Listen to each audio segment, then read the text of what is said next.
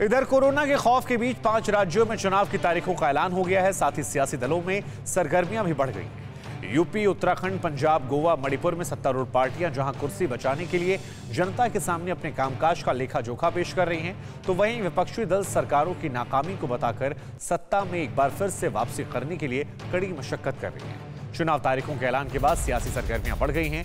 UP की बात की जाए तो 10 फरवरी से 7 मार्च तक 7 चरणों में चुनाव होगा, जबकि पंजाब, उत्तराखंड, गोवा में 14 फरवरी को वोटिंग होगी। मणिपुर में 27 फरवरी, 3 मार्च को वोट डाले जाएंगे और इन सभी राज्यों के नतीजे 10 मार्च को सामने आएंगे।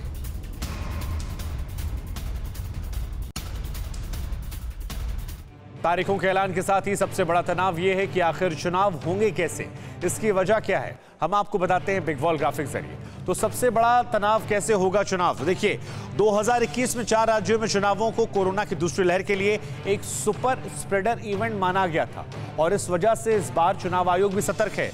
केरल, तमिलनाडु, पुडुचेरी में 1, असम में 3 और पश्चिम बंगाल में 8 चरणों में मतदान हुए थे और सेकेंड वेव फैलाने में इनका बहुत बड़ा रोल माना जाता है। पश्चिम बंगाल में आखिरी फेज के चुनाव के बाद यह बताया गया कि 900% कोरोना के केसेस में बढ़ोतरी देखने को मिली थी। हालांकि वहां पर राजनीतिक रैलियां खुलकर हो रही थी। 2 अप्रैल 2021 को बंगाल में कोरोना के 1723 केस थे, जो 2 मई 2021 तक जाते आते 17,515 यानी कि 900 गुना ज्यादा बढ़ गए थे। असम, बंगाल, तमिलनाडु, पुडुचेरी और केरल में 15 अप्रैल को 26,594 केसेस थे, जो 15 मई तक बढ़कर 92,794 हो गए थे, यानी बेतहाशा बढ़ोतरी हुई थी। असम, बंगाल, तमिलनाडु, पुडुचेरी, केरल में मौत का आंकड़ा 15 अप्रैल से 15 मई तक 112 से बढ़कर 626 हो गया था, जो कि तकरीबन 6 गुना ज्यादा है। 2020 में 4 अप्रैल से 4 मई के दौरान 4 फेज में पंचायत चुनाव हुए थे और इसमें कोरोना के केसेस 8 लाख उस दौरान दर्ज किए गए थे। टीचर्स यूनियन ने एक रिपोर्ट रिलीज की जिसमें बताया गया कि इलेक्शन ड्यूटी में 700 टीचर्स ऐसे हैं जो वहां पर गए थे और वहां जाने के बाद उनकी मौत हो गई थी। शायद पिछली बार की गलतियों से सबक लेते हुए चुनाव आयोग और राज्य सरकारों ने कुछ बड़े फैसले लिए हैं। सवाल यह है कि क्या हैं ये वो फैसले, हम आपको बताते हैं एक बार फिर बिग वॉल ग्राफिक्स जरिए। तो चुनावों को देखते हुए क्या फैसला लिया गया। उत्तराखंड में यह लिया गया है कि प्रदेश सरकार ने 16 जनवरी तक की सारी रैलियों को बंद कर दिया है।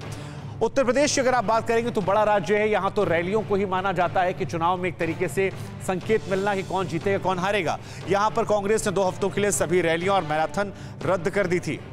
आम आदमी पार्टी की बात की जाए तो सारे कार्यक्रम उसने अपने वर्चुअल कर दिए थे। इसके अलावा अखिलेश यादव ने अयोध्या में होने वाली अपनी विजय यात्रा को भी रद्द कर दिया था। पंजाब की अगर बात करें, मुख्य चुनाव अधिकारी ने अफसरों को गाइडलाइन भेजी और मॉडल कोड ऑफ कंडक्ट लागू होते ही यहां पर सख्ती लागू हो जाएगी, जो कि अब यहां पर होने लगी है। गोवा की बात की जाए तो बीजेपी ने रैलियों पर बड़ी रोक लगा रखी है और ये तमाम वो राज्य हैं पार्टी अपनी छोटी सभाओं, डोर टू डोर कैंपेन पर फोकस कर रही है। हालांकि हम आपको बता दें, इलेक्शन कमीशन की तरफ से इन तमाम चीजों को बैन कर दिया गया है, क्योंकि कल जब अनाउंसमेंट की गई आदर्श आचार संहिता के तहत, तो अब 15 जनवरी तक इसे बंद कर दिया गया है। राष्ट्रीय नेताओं की बड़ी रैलियां मणिपुर में नहीं हुई हैं। आगे भी सीमित भीड़ के साथ रैलियां करने की तैयारियां थी, लेकिन अब यह सब कुछ ऑनलाइन हो चला है। अब किसी भी राज्य में आपको कहीं पर भी अलाउ नहीं किया गया है। परवाह देश की, सोमवार से शुक्रवार रात 10 बजे TV9 भारतवर्ष पर।